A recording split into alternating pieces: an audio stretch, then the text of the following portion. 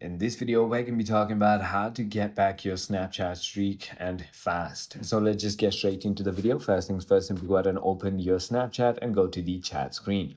Find the friend or the person with whom you lost the streak.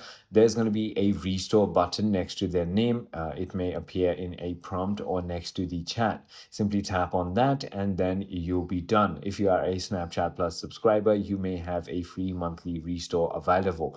Keep in mind there's not going to be a restore if you've already restored it a couple of times, or if you don't have the restore button at all, you can simply go ahead and head into help.snapchat.com on any browser that you prefer using.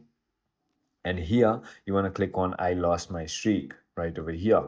And as you can see, you can simply go ahead and fill out your form down over here, enter your username, email, number, chat type, and then you can also go ahead and submit their friend's username and they're going to go ahead and do it for you if you haven't used your restore previously. I hope this video clarified everything for you. If you have further more queries, feel free to comment down below and I'll see you on the next one.